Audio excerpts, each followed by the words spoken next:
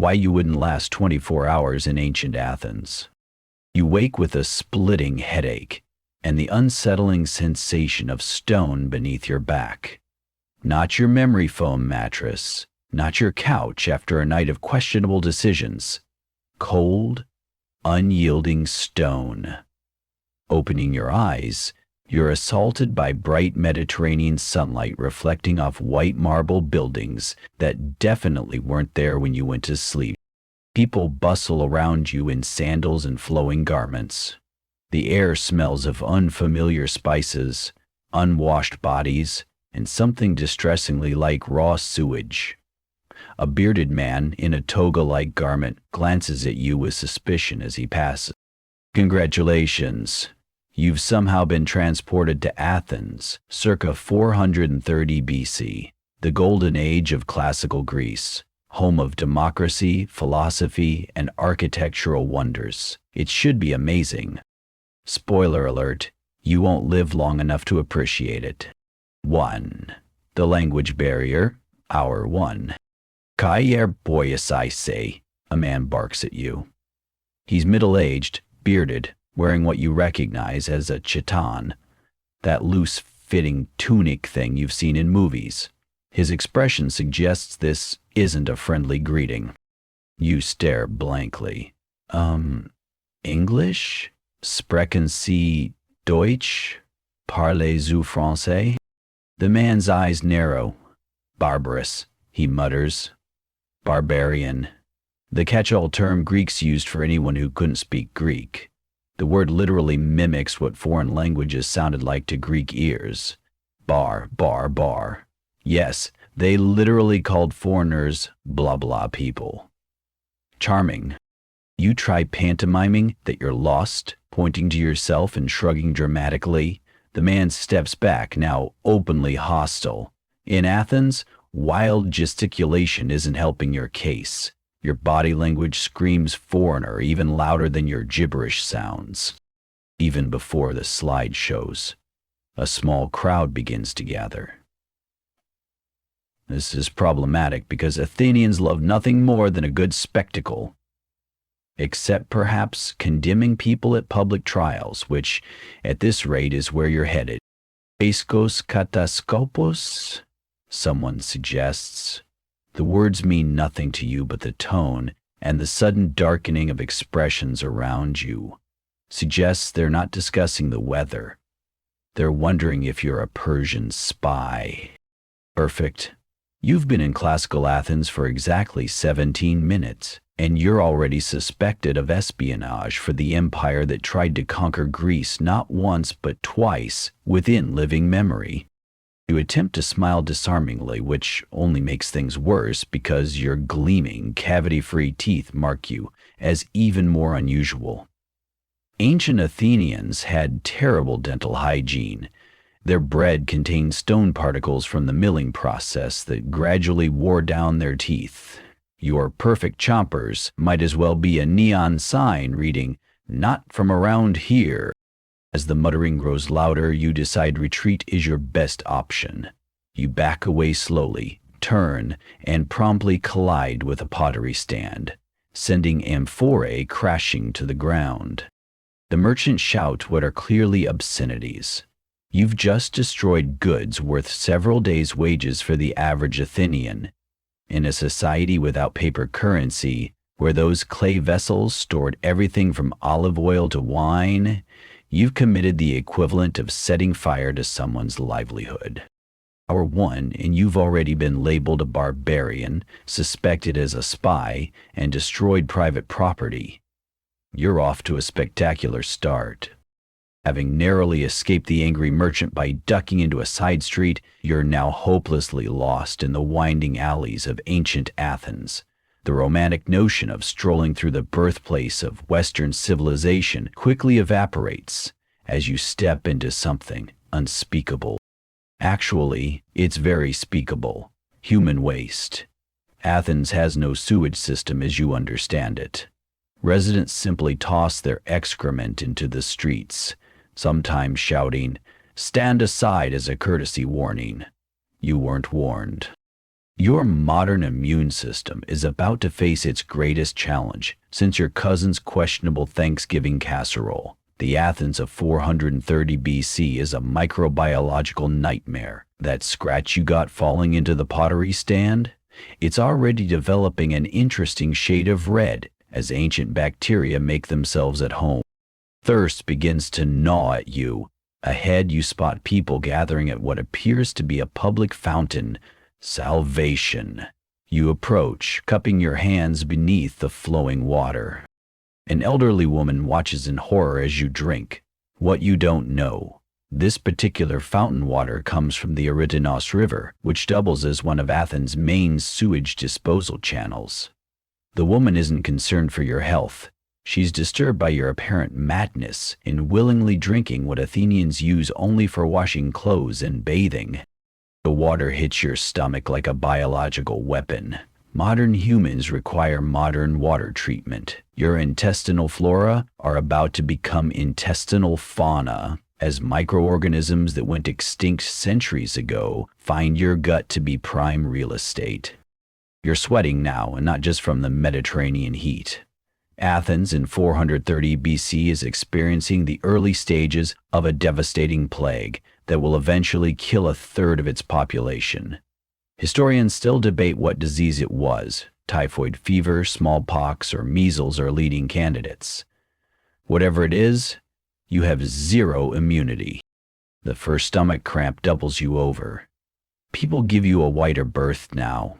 Disease is understood through the theory of miasma, bad air, and you're beginning to look like a walking source of it. 3 hours in ancient Athens, and your body's already declaring a state of emergency against invisible invaders that won't be discovered for another 2 millennia. You've got about 21 hours left, but they are not looking promising. Economic reality check, hour 5. The sun is high overhead now, and the agora, Athens' central marketplace, teems with activity. Your stomach has temporarily stabilized, though that's likely the calm before the gastrointestinal storm. A new problem presents itself: hunger. You reach for your wallet out of habit, only to find your modern currency is as useful here as a smartphone without service. You pull out a credit card, and a passing merchant gives it a curious glance. "Ti nioto paraxino pragma," he asks, pointing at your visa. You try to explain the concept of plastic money representing digital currency backed by the full faith and credit of a government that won't exist for another 2,200 years.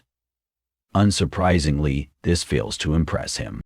In desperation, you offer your wristwatch, thinking its gleaming metal might be valued. The merchant examines it with genuine curiosity, then hands it back with a dismissive wave. To him, it's just an odd bracelet with peculiar markings, not worth trading for even a small loaf of bread. The economic reality of ancient Athens hits you. Without drachmas, silver coins bearing Athena's owl, you are effectively destitute. And in Athens, destitution isn't met with social services, it's met with slavery.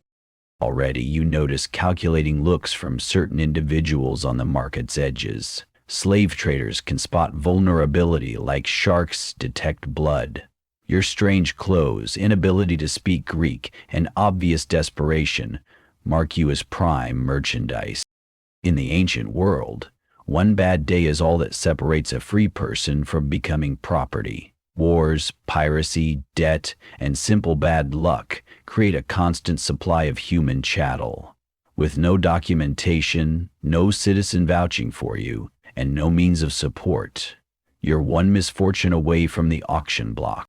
A hard-faced man approaches, speaking slowly as one might to a child or simpleton. He gestures to a cart where several dejected-looking people sit bound. His meaning is clear enough. He's offering you food in exchange for your voluntary servitude. You back away, bumping into a food stall. The owner shouts angrily as olives scatter across the dusty ground. Now you've incurred a debt you can't pay, And in Athens, debt often equals enslavement. 5 hours in, and your options are narrowing to starvation or slavery. The Avivian dream is quickly becoming a nightmare. Gender and status problems, hour 7. Let's pause to consider your specific predicament based on gender, because ancient Athens was nothing if not rigidly defined by such distinctions. If you're a woman, your mere presence, unaccompanied in the agora, marks you as one of only 3 categories: a slave, a foreigner, or a prostitute. Respectable Athenian women rarely left their homes except for religious festivals and family events. Your modern clothing, regardless of how modest by today's standards, exposes arms, legs, or hair in ways that scream sexually available to ancient Athenians. Men openly stare. Some make explicit propositions. A group of young aristocrats follows you, making increasingly aggressive suggestions. You've unwittingly violated every social norm of feminine propriety in a society where women are considered perpetual minors, legally owned by their fathers, husbands, or male relatives. If you're a man, your problems are different, but no less severe. A citizen approaches, demanding to know your deme, the township where you're registered as a citizen. When you can't answer, he asks for your father's name and lineage. Your confusion raises immediate suspicion. Citizenship in Athens isn't a birthright, but a jealously guarded privilege. Only adult males born to Athenian parents can be citizens. Foreigners, even wealthy ones, remain metics, resident aliens with limited rights and special taxes. You're not even that. Who apprentices? The man demands. Where did you serve? Referring to mandatory military service. All Athenian men must serve at least 2 years in the military. Your blank stare confirms his suspicions. You're either a coward who dodged service or an impostor. Either way, you're in trouble. Athens is a direct democracy, where male citizens vote on everything from taxes to trials. But this isn't the inclusive democracy you learned about in school. It's a carefully restricted club, making up about 10–20% of the population. You are very much not in the club. 7 hours in, and your gender and status have placed you in social quicksand. Every movement only sinks you deeper into trouble. Religious offense, hour 9. The midday heat has driven many indoors for rest, but you're still wandering, increasingly desperate for help. Ahead, you notice a procession forming near a majestic temple. People are gathering with small offerings: flowers, bits of food, tiny figurines. Perfect timing. Perhaps you can blend in with the crowd and make some sense of your situation. You approach the gathering, trying to mimic the respectful demeanor of others. A priest in elaborate robes emerges from the temple, carrying a small statue. Everyone bows their heads and raises their right hand in a specific gesture. You awkwardly imitate them, a beat too late. The priest begins chanting, and the crowd responds with practiced phrases. When it's your turn to repeat the words, you mumble nonsense that sounds vaguely Greek. A woman beside you gives you a horrified look and steps away. What you don't realize, you've just crashed a religious ceremony honoring Athena Polias, the patron goddess of the city. Your bumbling attempt at participation isn't seen as a well-meaning error, but as a deliberate mockery of the gods. The priest has noticed. He points at you, shouting something that causes the crowd to gasp. You've committed a sebia impiety, one of the most serious charges in Athens. This is the same charge that will eventually lead to Socrates' execution.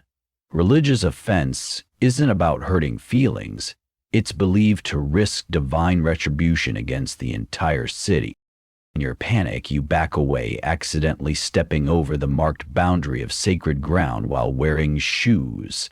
Another religious taboo. Someone grabs your arm. A man in official-looking garb appears, summoned by the commotion. He's a member of the Areopagus, Athens' ancient council that handles religious matters.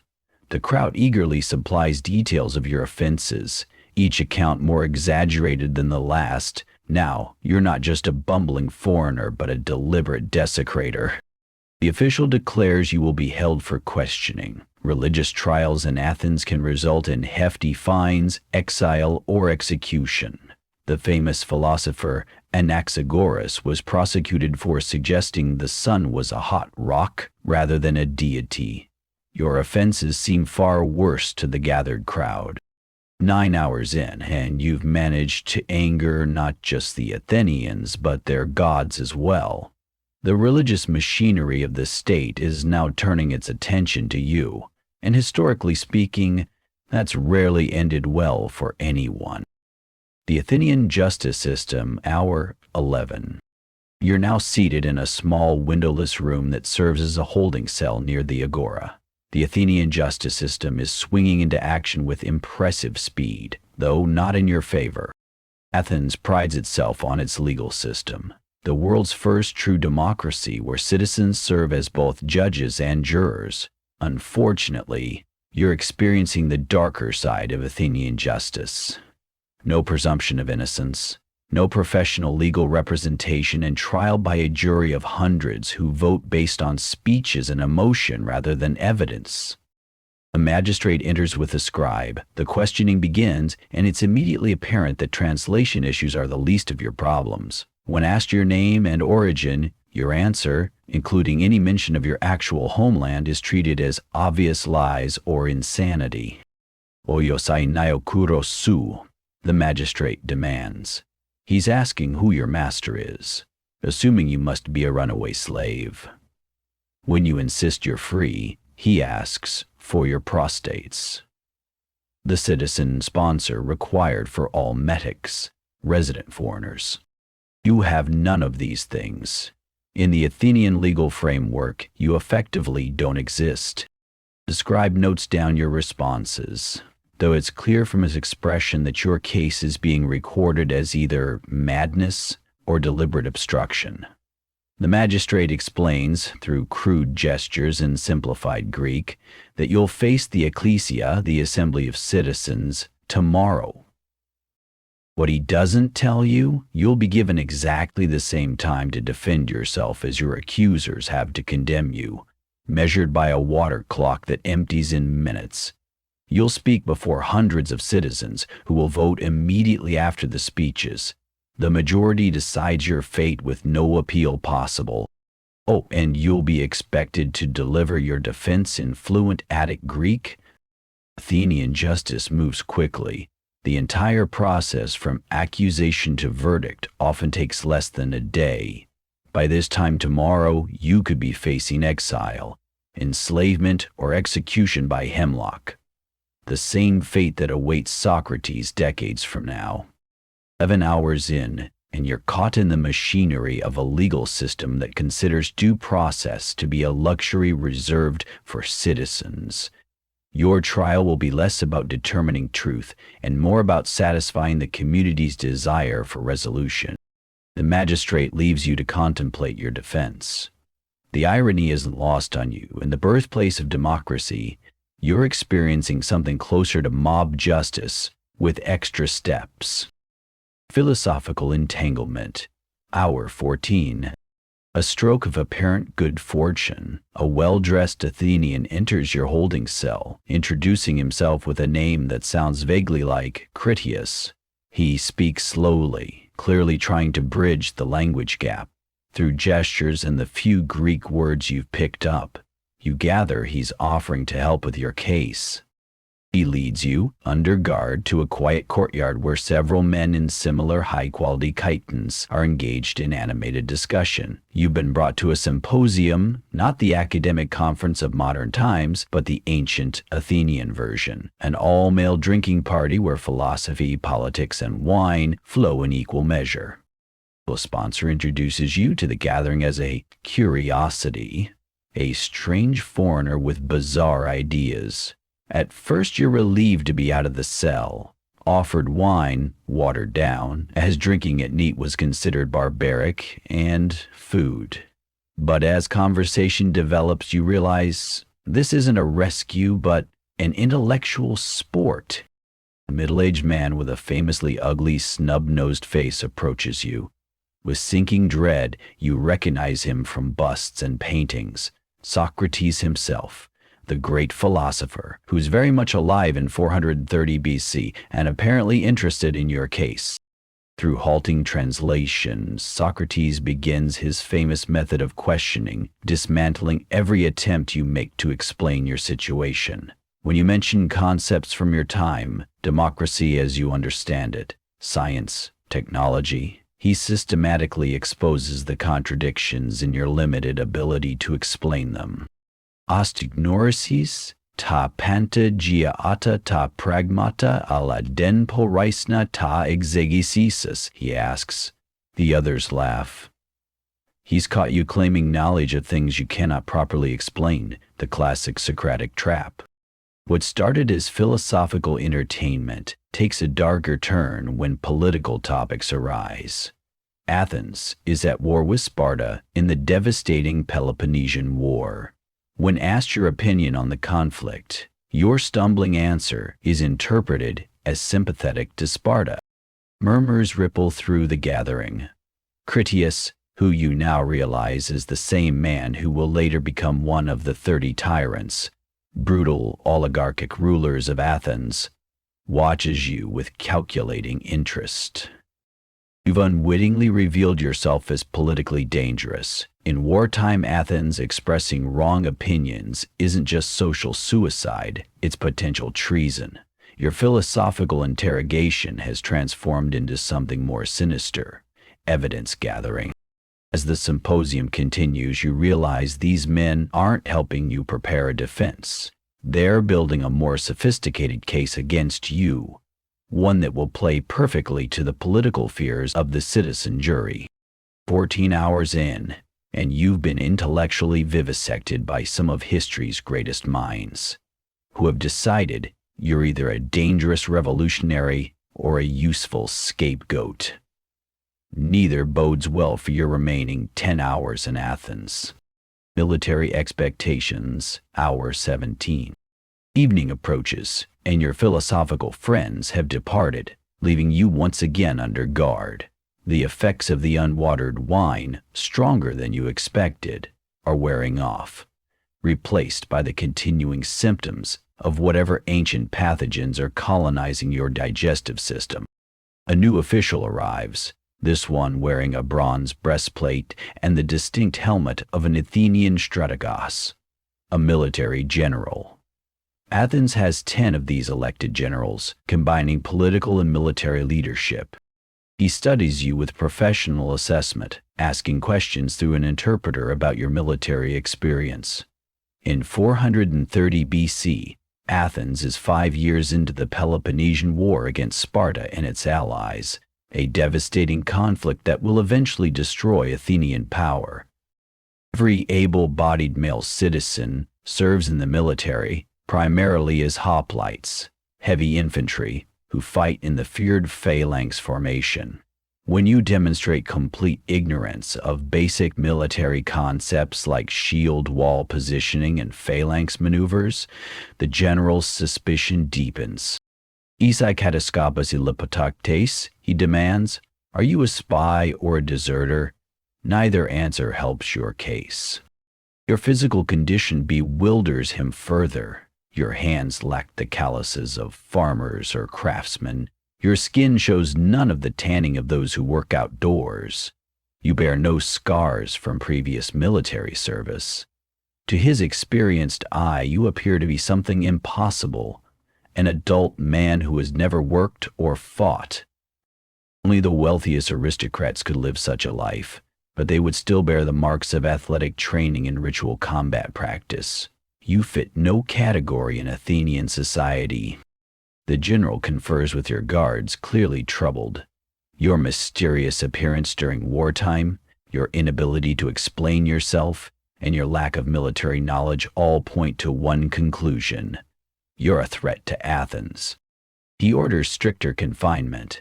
The relatively comfortable holding cell is exchanged for something closer to a dungeon, a small stone room used to hold prisoners before trial or execution. 17 hours in and you've failed the most basic test of Athenian manhood, the ability to defend your city. State. In a society where military service is the cornerstone of male citizenship, you're not just strange, you're potentially subversive. Medical crisis, hour 20. The night is well advanced, and you're shivering on the stone floor of your cell. What began as stomach cramps has progressed to fever, vomiting, and worse. The water you drank hours ago, the unfamiliar food, and the complete lack of modern sanitation have combined into a perfect storm of ancient pathogens. Your moans eventually attract attention. The guard calls for assistance, and to your surprise, a physician arrives. You're witnessing Hippocratic medicine firsthand. Though the famous oath, "First, do no harm," feels questionable as the doctor begins his examination. He places a hand on your forehead, checks your eyes, and asks questions you can't understand. His diagnosis, delivered to the guard in rapid Greek, appears grave. You catch the word loimos. Plague. Athens in 430 BC is in the early stages of a devastating epidemic that Thucydides will chronicle in horrifying detail. Whether it's typhoid, smallpox, or measles remains debated by modern historians, but the result is the same. You've contracted something your body has no defense against. The physician begins treatment according to the humoral theory of medicine. He believes your illness results from an imbalance of the four humors: blood, phlegm, yellow bile, and black bile. The logical treatment? Bloodletting to restore balance. Before you can protest, a small incision is made in your arm. The blood flows into a bowl as the physician nods approvingly. In his view, he's providing state-of-the-art medical care. Next comes a purgative concoction, a bitter mixture of herbs designed to expel the corrupted humors through violent vomiting and diarrhea, as if you needed help with either at this point. The final treatment is a poultice of moldy bread applied to your abdomen. Ironically, this might be the only marginally effective remedy, potentially containing trace amounts of primitive antibiotics, though far too little, too late. The physician departs, leaving instructions for the guard to keep you isolated. The word plague has triggered Athens' limited but practical understanding of contagion. You're now not just a suspicious foreigner, but a potential disease vector in a city already terrified of epidemic. 20 hours in, and your body is failing you in spectacular fashion. The combination of unfamiliar pathogens, Hippocratic treatments, and the stress of your situation has left you feverish and delirious. The final countdown has begun. Final judgment, hour 23. Dawn breaks over the Acropolis, painting the Parthenon in golden light. Not that you can see it from your cell, where you drift between consciousness and fever dreams. Against all expectations, you've survived the night. Technically. Voices outside. The door opens to reveal a small delegation. The magistrate from yesterday, a priest, and several armed guards. Despite your condition, they've come to a decision. You must face judgment immediately. You're half carried to a small courtyard where a hastily convened tribunal awaits. This isn't the full assembly that normally judges important cases, but a special emergency proceeding for matters requiring immediate resolution. In this case, what to do with the delirious, possibly contagious foreigner before he dies of natural causes and cheats Athenian justice. The charges are read in Greek, with exaggerated gestures to communicate their meaning. Impiety against the gods, potential espionage during wartime, disrupting public order, and, most recently, bringing pestilence into the city.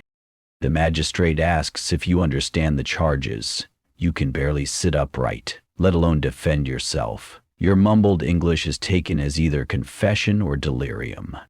The tribunal members confer briefly. In normal trials, they would cast bronze ballot discs into urns to determine guilt or innocence. Today, they simply nod in agreement. The verdict is unanimous. The sentence is pronounced, death by hemlock, the same method that will claim Socrates decades later.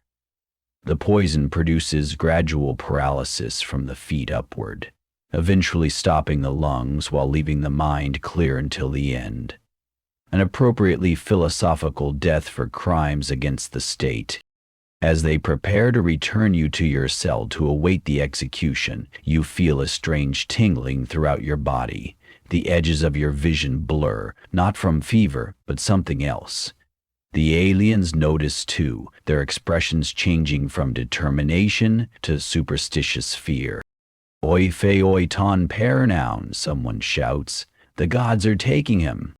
Your body grows translucent. The last thing you hear is the priest declaring this divine intervention, proof of your guilt, as the gods themselves have chosen to claim your punishment. 24 hours after your arrival, you vanish from ancient Athens, leaving behind only a confused tribunal and a story that will become a minor religious legend about a strange barbarian who angered the gods and was claimed by them in broad daylight. Epilogue. You awaken in your own bed, drenched in sweat, your stomach still cramping. Was it all a fever dream? The worst food poisoning of your life? You're not sure. Until you notice the small bronze owl, an Athenian coin, clutched in your hand. Somehow, it made the journey back with you.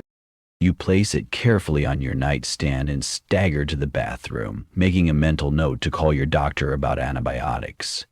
As you turn on the clean running water and flush your modern toilet, you silently thank every scientist, engineer, and public health official who made your world possible. You survived 24 hours in ancient Athens, barely, but only because something returned you home.